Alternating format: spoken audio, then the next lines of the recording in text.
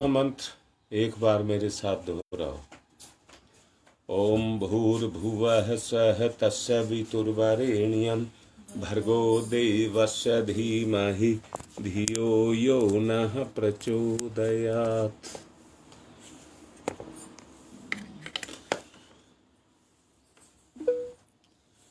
कल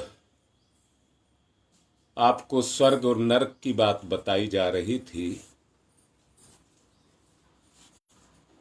तीन चीज होती हैं जो व्यक्ति के पास में होनी चाहिए। मूर्ख उसको मत कहना जिसके पास शिक्षा नहीं है, गरीब उसको मत कहना जिसके पास धन नहीं है,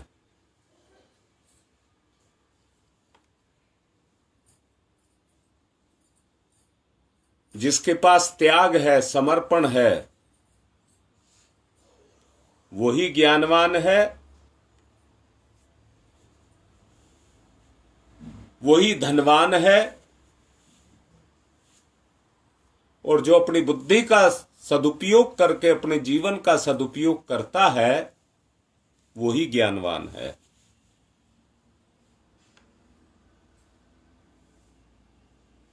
मैंने कल आपको बताया था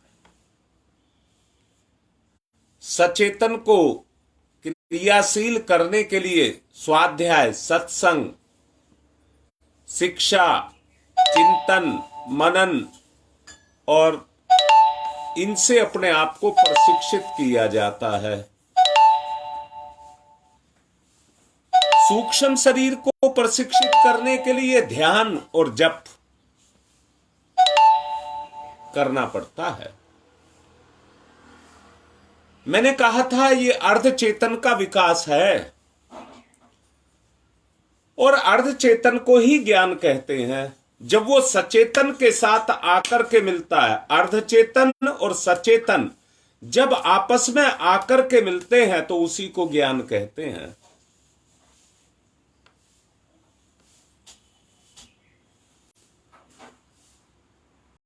कल इसको समझाने के लिए मैंने ऊंचे पर्वत की भी आपको उदाहरण दिया था।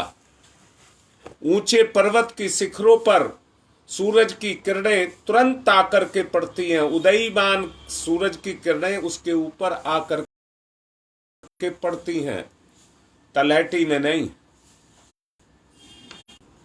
तलहटी में नहीं पड़ती।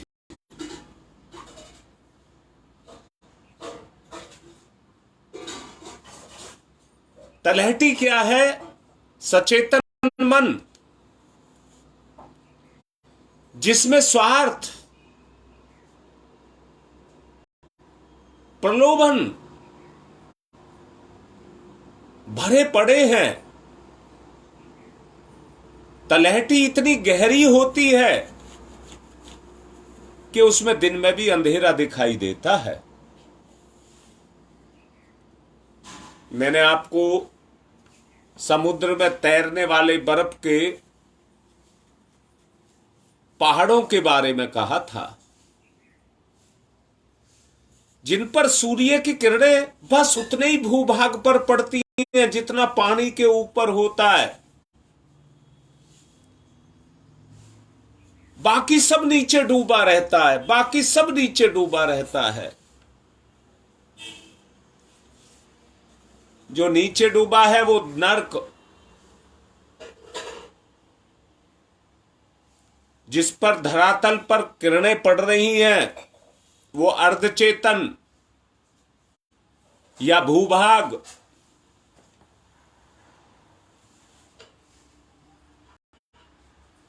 धरातल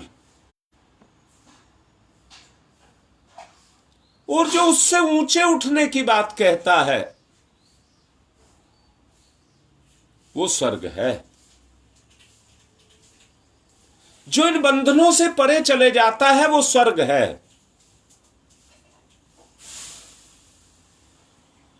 स्वर्ग और नरक के मिलने से धरातल बनता है। अचेतन सचेतन के मिलने से अर्धचेतन बनता है। कल मैंने आपको बताया था, रंगमंच पर जो पात्र अपनी कलाओं को दिखाते हैं, उनके पीछे कितनी स्वाभाविकता होती है। जितनी स्वाभाविकता होती है, वो दृश्य उतना ही प्रभावित करने वाला होता है, स्वाभाविकता के कारण। परम पूज्य गुरुदेव ने व्यक्ति की इन्हीं 3 परतों को, जो ज्ञान की परतें हैं, इनको अहम या अंग्रेजी में ईगो, दूसरी परिष्कृत चेतना या सुपर ईगो, तीसरी इदम बहिरंग का समूह, चेतना का स्रोत्र, इनको कहा है। अब इन तीनों के बारे में जरा ध्यान से समझेंगे। अहम वो स्तर है जिसमें आत्मा का बोध हो जाए। अहंकार नहीं कहा है। किसी भी चीज का संबोधन मैं से ही होता है या हमसे होता है।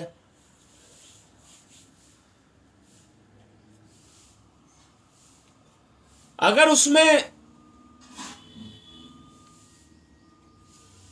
किसी को दबाने की, किसी पर प्रभाव डालने की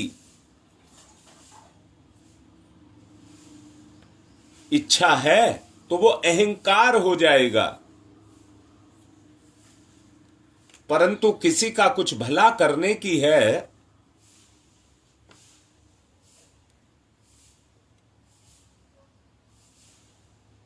तो उससे आत्मसत्ता का बोध होगा।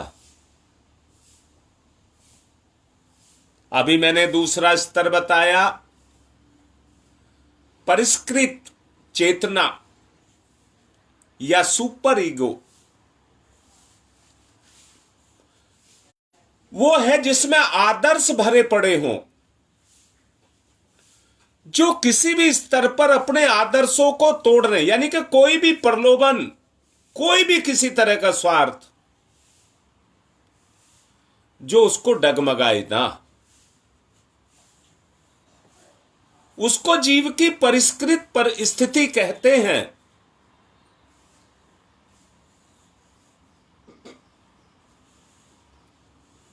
जिसमें प्रबल रहने की आकांक्षा बढ़ती है, और मैंने ही आपको बताया है, उसको अर्धचेतन कहते हैं। अगर उसमें आपको निखार लाना है तो मैंने उसके 2 साधन बताए थे, जप और ध्यान। जप और ध्यान। तीसरी जो अवस्था है, जिसको मैंने इदम कहा, इदम, जो अपने परिवार समाज के साथ जुड़ा रहता है, परिस्थितियों के अनुरूप अपने संबंधों में सुख दुख की, उत्थान पतन की मान्यताएं जिसमें बदलती रहती हैं, इसी संबंध में स्त्री पुरुष की भी मान्यताएं होती हैं।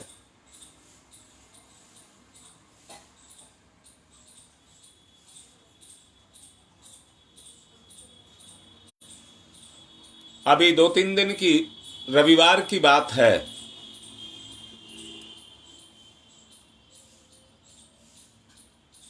एक मियां बीबी को मैंने सड़क के किनारे बैठे हुए देखा। वो आपस में बात कर रहे थे। मैं किसी कारण से वहां पर खड़ा हुआ था।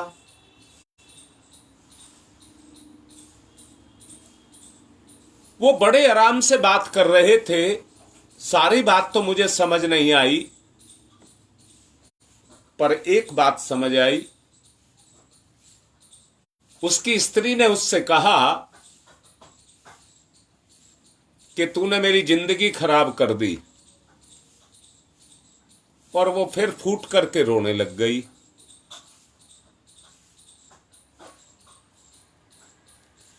इसमें दो बात निकल करके आती हैं। त्याग समर्पण की भावना का कमी होना,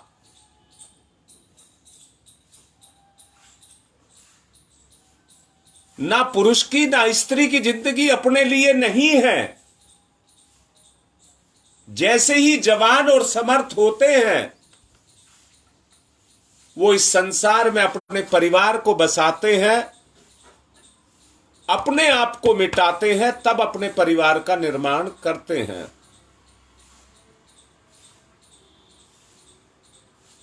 मैं ये देख रहा था कि पुरुष भी बैठा हुआ उसको कोई जवाब नहीं दे रहा था, अर्थात उसकी चेतना पर अपनी पत्नी के रोने का वो अंदर से जो बात बोल रही थी, या तो उसमें उथलापन था, जो ये कह रही है कि तूने मेरी जिंदगी खराब कर दी, उसमें गहराई नहीं थी। अगर गहराई होती तो उसका प्रभाव उसके पति पर पड़ता और वो अपनी पत्नी के लिए मर मिटता, अपने रिश्ते के लिए जिससे वो अपनी दुनिया को बसा रहा है। जिस स्त्री से वो अपनी दुनिया को बसा रहा है, अगर उसके अंदर वो भाव होता, अंदर से उसकी वाणी में, उसके व्यवहार में, उसकी कला में अगर वो टीस होती तो उस पुरुष को प्रभावित करती। दूसरी बात कहूंगा, वो पुरुष भी इतना स्वार्थी हो गया कि अपने रिश्ते को जोड़ करके कीड़े मकोड़े की तरह से जिंदगी को जी रहा है। प्राणी अपने स्तर को नर या नारी मान लेता है, परंतु ये नहीं समझता है, वो केवल अपने उस वर्तमान को ही सब कुछ समझता है, परंतु कर्म फल की व्यवस्था को झुठलाता है। आज नारी बनकर के वो सेविका बनकर के, उसकी सहायक बनकर के उसकी जिंदगी को चलवा रही है, परंतु वही नारी है जो उसकी जिंदगी को भी तबाह कर देगी, जो उसकी जिंदगी को भी तबाह कर देगी। परंतु दोबारा से बोलूंगा, इदम इसको कहते हैं कि जहां दोनों आपस में जाकर के मिल जाएं। जैसे आपने आग में घी डाला या सामग्री डाली और कहते हैं इदम गायत्रे इदम नमम, ये उसी इदम की बात की जा रही है। ये जो कुछ भी किया जा रहा है, हे परमात्मा, इस परिवार को मैं बसा रहा हूं, ये तेरी ही इच्छा है। मेरा इसमें जो कुछ भी लगा है वो सब आपके ही लिए है।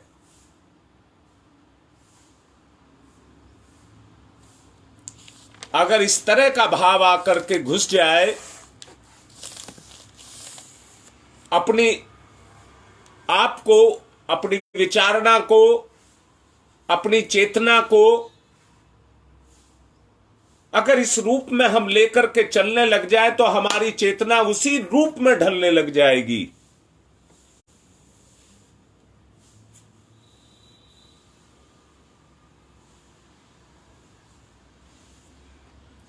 व्यक्ति की जिस तरह की विचारणा होती है,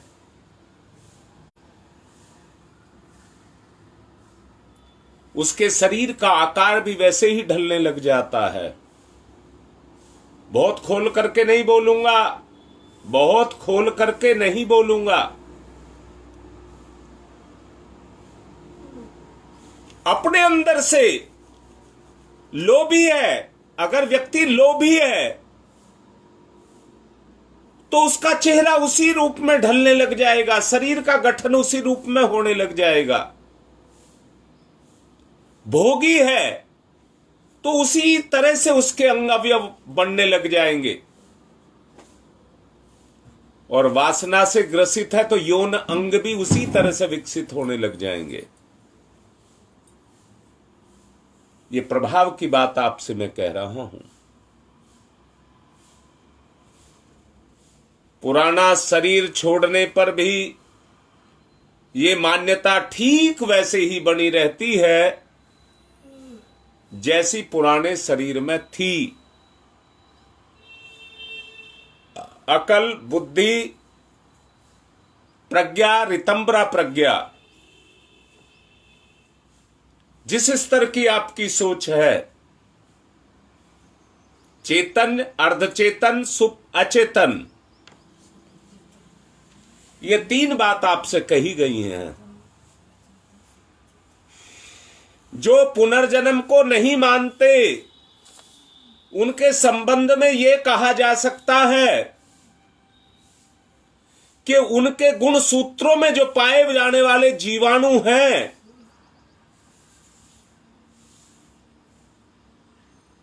जो भ्रूण में जो प्रबलता होती है, वो उनके संस्कार पर, स्त्री हो या पुरुष हो,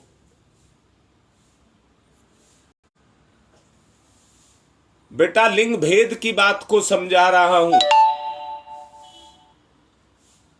मैं उतना खुल करके नहीं बोल सकता। उनके गुण सूत्रों में उसी तरह का प्रभाव आ जाता है। वैसे ही लक्षण संतान के रूप में उनके जीवन में पैदा हो जाते हैं। शरीर की स्थिति, शरीर का अपना कोई स्वतंत्र अस्तित्व नहीं है। यह पूर्णतया निर्भर करता है सोच, विचार, व्यवहार, जो भी आदमी का उसके अंदर बैठी हुई चेतना है, वही इसके संतुलन को बनाती है। उसी पर यह टिका रहता है।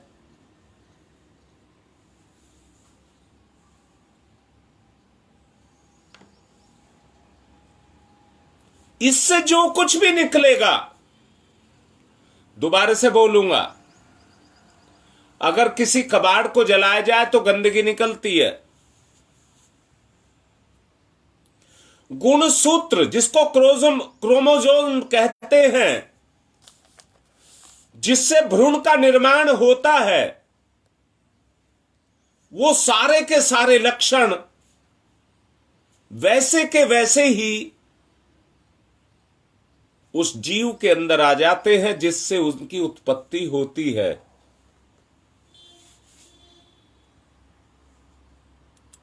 लिंग भेद की संसार में जो मान्यता है वो मेरे द्वारा है। मैंने स्वीकार कर लिया मैं एक पुरुष हूं, बस इसी में बंध गया, इसी में बंध गया। इस दायरे के बाहर नहीं निकल पाऊंगा। एक उदाहरण देना चाहूंगा। अगर आपको ठीक लगे तो मानना, अगर आपको ठीक लगे तो मानना। बुद्ध भगवान रोज, जैसे मैं रोज प्रवचन करता हूं, बुद्ध भगवान भी रोज इस काम को किया करते थे। एक दिन वो प्रवचन करने के लिए जैसे ही मंच पर आए तो अपने साथ एक रस्सी ले आए।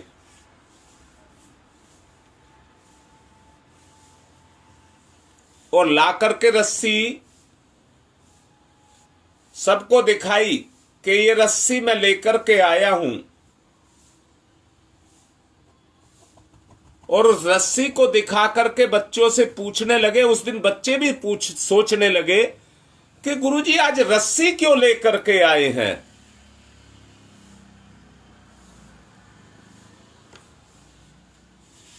सबकी हिम्मत तो उनके सामने बोलने की होती नहीं थी, पर जिज्ञासा रस्सी को देख करके लाए भी उसी उद्देश्य के लिए थे और रस्सी को देख करके सभी शिष्यों की जिज्ञासा भी जग गई।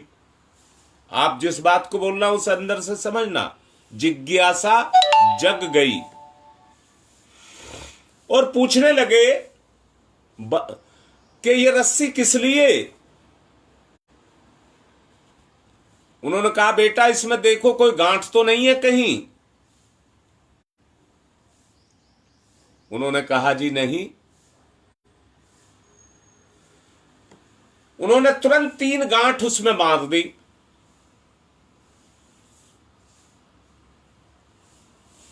उन्होंने पूछा अब बेटा इसमें गांठ है या नहीं। उन्होंने कहा है। उन्होंने कहा गांठ है। बेटा कहां से आ गई। अब शिष्य चुप हो गए। एक शिष्य ने पूछा, बताया कि गुरुजी गांठ थी परंतु उस समय पर लगी नहीं थी।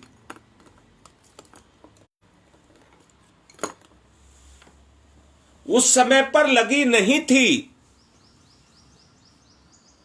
बच्चे को अपने पास बुलाया और बुला करके कहने लगे अब ये कैसे खुलेगी।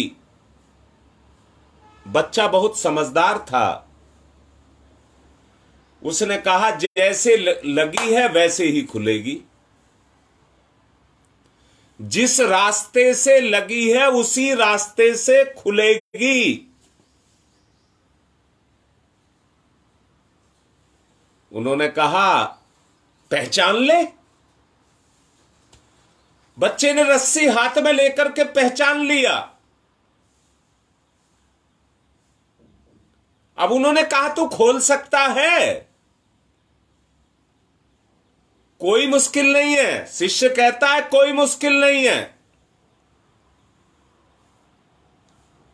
तो कहते खोल दे। बच्चे ने जैसा समझा था देखा था वैसे ही गांठ को खोल दिया।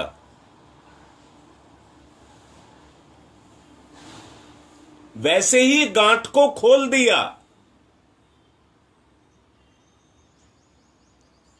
बुद्ध भगवान कहने लगे ला गांठ मुझे दे दे। इस गांठ को जो थी इसको मुझको दे दे।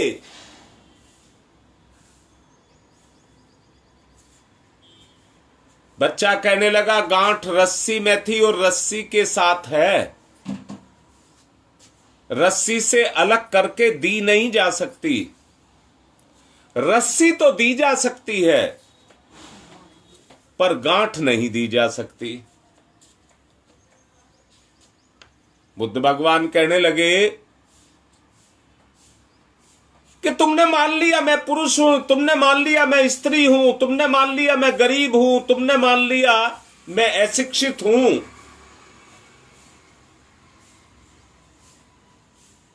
परंतु ये मान लिया है, हो नहीं। तुम ये क्यों नहीं मानते तुम एक शिष्य हो। तुम ये क्यों नहीं मानते कि तुम्हारे अंदर भगवान है। तुम ये क्यों नहीं मानते तुम्हारे अंदर गुण है। तुम ये क्यों नहीं मानते तुम्हारे अंदर अच्छाई है। तुम ये क्यों नहीं मानते तुम्हारे अंदर आदर्श है।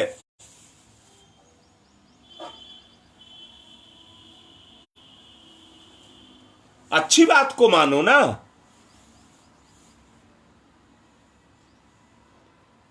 अब मैं फिर से कह रहा हूं, औरत कहती है तूने मेरी जिंदगी खराब कर दी।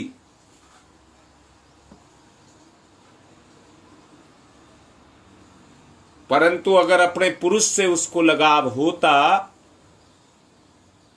और उसके मन में यह होता कि मुझे इस आदमी को पाकर के अपनी जिंदगी को बनाना है, मुझे अपनी जिंदगी को बनाना है, तो वो औरत अपने आदमी की और आदमी अपनी औरत की जिंदगी बना देता।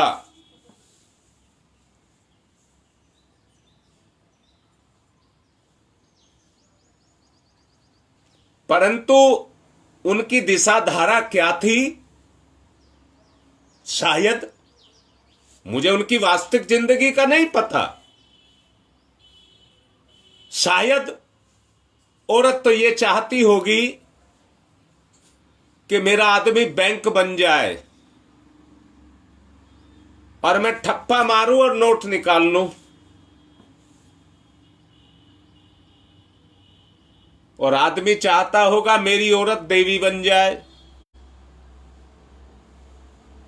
मैं भी अपनी सारी समस्याओं का हल इससे करा लूं। परंतु मैं ये कह रहा हूं दोनों एक दूसरे के बन जाएं। इदम न मम, इदम न मम, मेरा कुछ नहीं है, सब तेरा है। तो गांठ कहां से आएगी? बेटा बताओ गांठ कहां से आएगी? सविता ये बताओ गांठ कहां से आएगी? अरे तुम ही तो अपने आप को बांध रहे हो, तो खोल लो।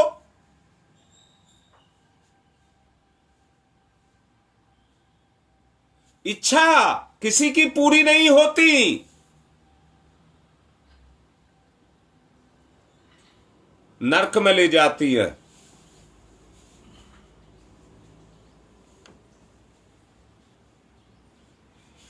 इसलिए आस परमात्मा की करो।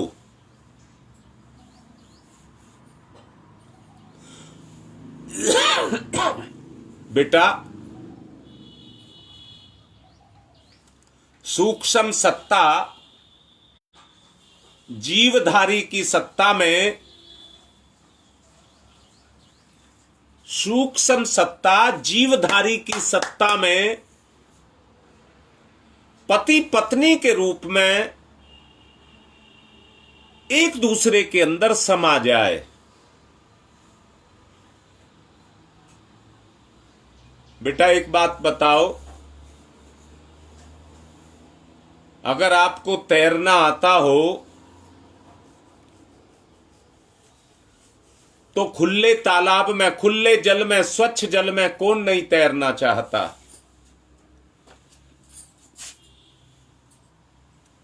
अगर आपको पंख लगे हों तो आकाश में कौन नहीं उड़ना चाहता? ऊंचाइयों तक कौन नहीं जाना चाहता?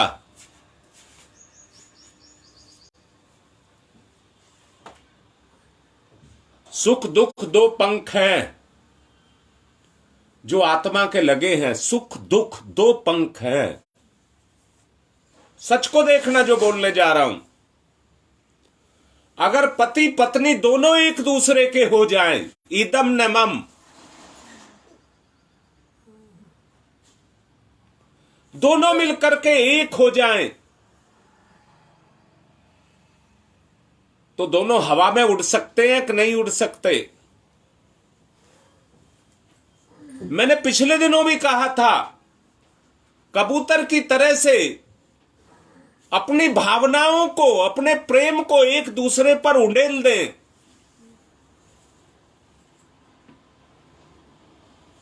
परंतु पत्नी रो करके कह रही है तूने मेरी जिंदगी खराब कर दी।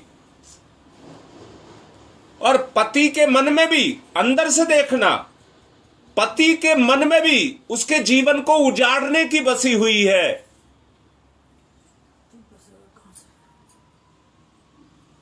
तो हवा में उड़ने की बात, समुद्र में तैरने की बात को सोच रहे हैं? जिन खुशियों की बात को सोच रहे हो, जिस उद्धार की बात को सोच रहे हो, मैं फिर से कह रहा हूं,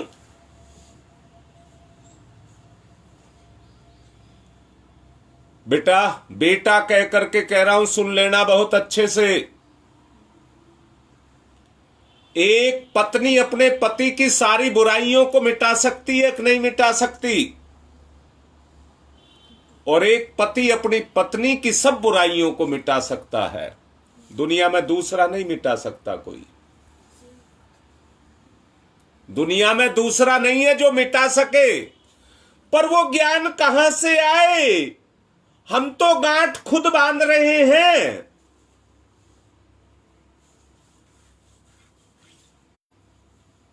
बोलो बेटा,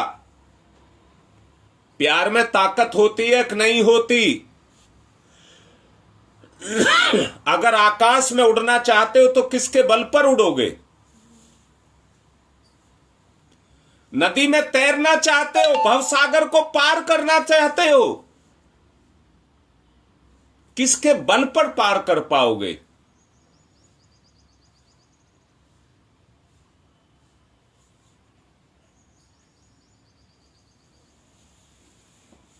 कहने के लिए बात तो बहुत कुछ है,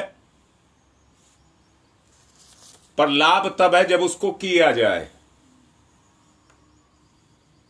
नहीं तो कोई फायदा नहीं है। आदमी अपने दिन पूरे कर रहा है, अपने भाग्य को खर्च कर रहा है, रोटी खा रहा है, सांस ले रहा है, भगवान की दी हुई संपदाओं को खर्च कर रहा है। एक दिन ये खत्म हो जाएंगी, जीवन भी खत्म हो जाएगा। आपकी सांस नपीतुली है, आपका भोजन नपातुला है, हर चीज तोल करके आपको दी गई है जो आपके भाग्य से आपको मिलेगी।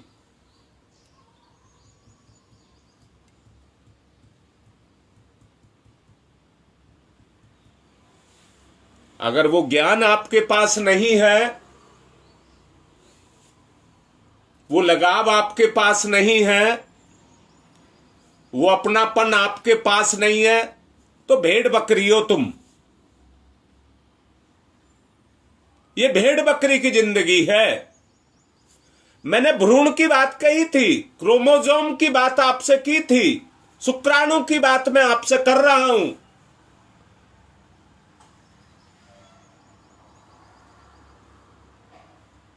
अगर इदम ने मम को साथ लेकर के आप चलेंगे तो संतान भी कहेगी मेरा कुछ नहीं सब तेरा, मेरा कुछ नहीं सब तेरा।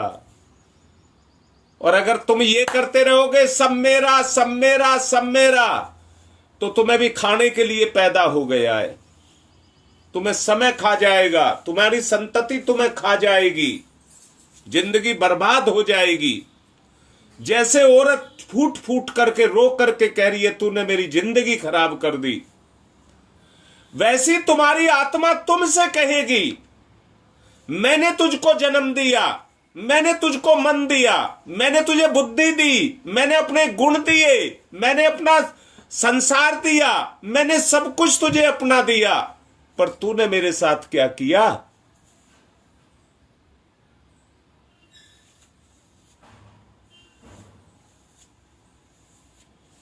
आपके पास आपकी आत्मा है, आपकी चेतना है। क्या एकांत में बैठ करके अपनी आत्मा से आपने कभी बात की? रात दिन गंडासा लेकर के चढ़े हुए हो, मुझे ये चाहिए, मुझे ये चाहिए, मुझे ये चाहिए। किसको चाहिए? मन भी उसका दिया था, शरीर भी उसका दिया था, इंद्रियां भी उसकी दी हुई हैं, खा रहे हो उसको। इदम ने मम कहां है?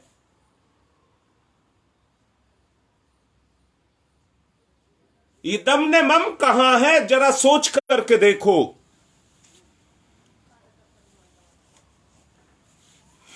शरीर की स्थिति के अनुरूप प्राणी अपने आप को विश्लेषण करता है, उसी दृष्टि से अपने आप को देखता है। शरीर को ही सब कुछ मानता है, तो बताइए कंदरा की तलहटी में है एक नहीं है, जहां कभी सूरज नहीं दिखाई देता है, गुप्त अंधेरा रहता है।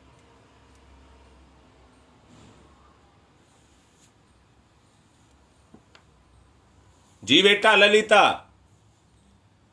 लाडली बेटी ठीक लिख रही है। बच्चे ही नहीं, तुम्हारे साथ जो भी जुड़े हैं उन हर एक की आपके लिए एक मान्यता है। हर आदमी आपको अपनी दृष्टि से देख रहा है और तुम्हें वैसा ही मानता है। तुम्हारे मानने से मानना नहीं है, तुम्हें वैसा ही मानता है जैसा उसकी मान्यता है। आप जबरदस्ती किसी से नहीं कर सकते। बेटा अशोक, राजा अशोक जो हुआ है वो दुनिया पर राज करना चाहता था, तो मारकाट मचाता चला गया। हाँ रीता, बिल्कुल ठीक कह रही है बेटा। हमें अपना आपा ही दिखता है और कुछ नहीं दिखता, तो इदम न मम कहां से आएगा?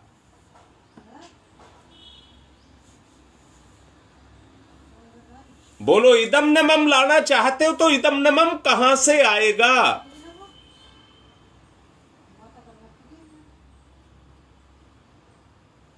उसको प्रकट करने की आवश्यकता को अंदर से महसूस करिए, अंदर से महसूस करिए। ज्ञान, प्रज्ञा, रितंब्रा प्रज्ञा, तीन चीज बताई। चेतन में ज्ञान, अर्धचेतन में प्रज्ञा और अचेतन में रितंब्रा प्रज्ञा पैदा हो जाए।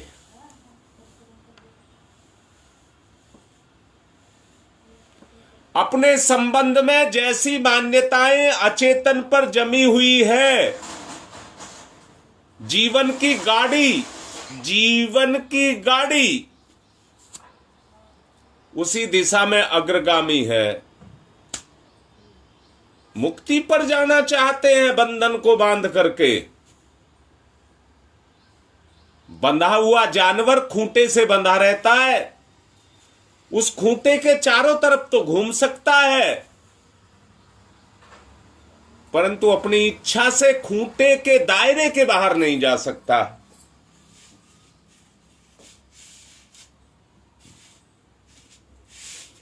घटनाएं, परिस्थितियां, उन सब ने हमें बांध करके रखा हुआ है। घटनाएं, परिस्थितियां, उन सब ने हमको बांध करके रखा हुआ है।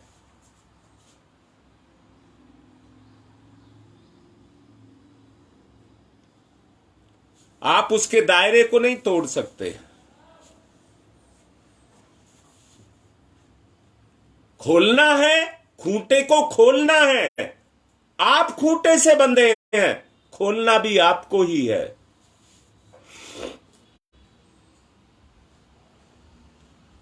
प्रयत्न, पुरुषार्थ बाह्य रूप से सब करते हैं, अभिष्ट दिशाओं में करते हैं। आप भी जप करते हैं, आप भी ध्यान करते हैं, आप भी स्वाध्याय करते हैं, आप भी सत्संग करते हैं, आप भी पढ़े लिखे हैं।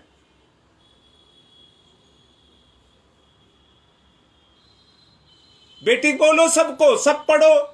ये बिटिया उपाध्याय जो लिख रही है, इसको सब पढ़ो।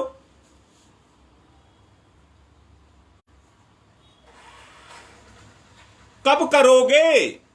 अब मेरा सवाल आता है, कब से मान लो तुम करोगे? कहने को तो बड़ी बड़ी बातें कह लेते हैं, लिख भी लेते हैं।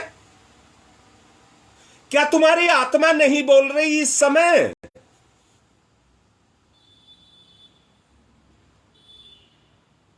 परिवर्तन लाना होगा। अंतः प्रेरणा, अंतः प्रेरणा, अनवरत प्रेरणा, अंतः प्रेरणा, अनवरत प्रेरणा। अनवरत इसलिए बोला है, लोभ निरंतर काम करता है, भोग निरंतर काम करता है, वासना निरंतर काम करती है। नहीं तो देख लो,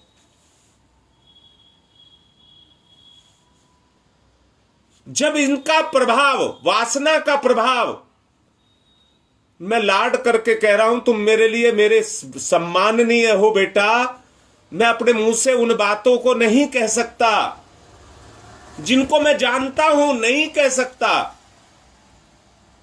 वासना का प्रभाव व्यक्ति के शरीर के अंगों पर जाकर के पड़ता है, उसी के अनुसार वो विकसित हो जाते हैं। पहले इस आदमी को बंदर की औलाद कहा गया था।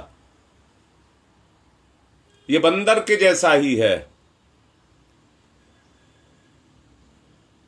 परंतु धीरे धीरे इसने उसमें से चेंज लाता गया, लाता गया, लाता गया, अब इंसान बन गया। बंदर आज भी बंदर है।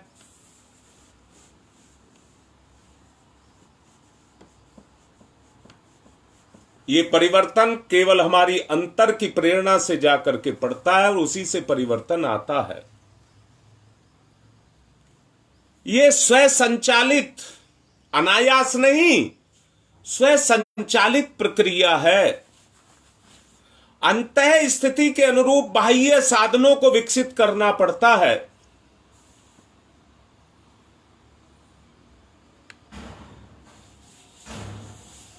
और उसी दिशा में अनवरत गति से हमको चलना है, इसको अपना स्वभाव बनाना है।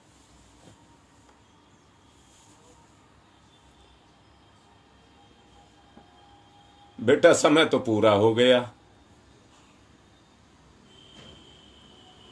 बात तो मुझे अभी बहुत सारी करनी है।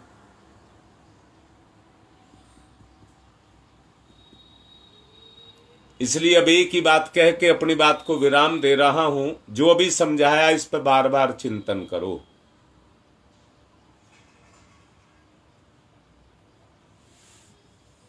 तुम्हारी जिंदगी का सूर्य उदय किया जा रहा है। यही गायत्री ज्ञान है।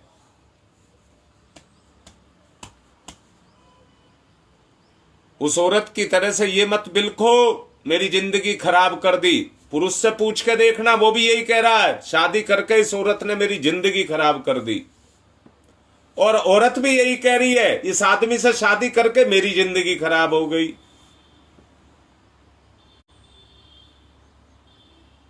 हाँ बेटी,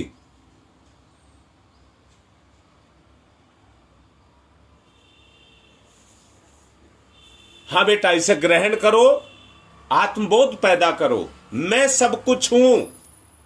मुझे अपने पति का निर्माण करना है, मुझे अपने बच्चे का निर्माण करना है, मुझे सबका निर्माण करना है। मैं क्यों हुई हूं पैदा?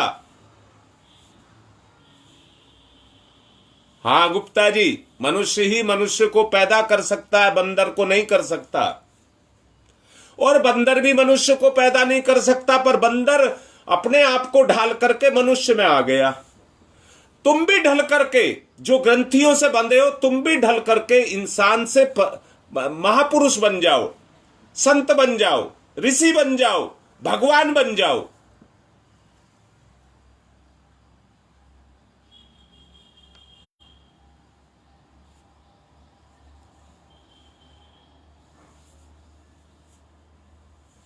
हाँ रणवीर,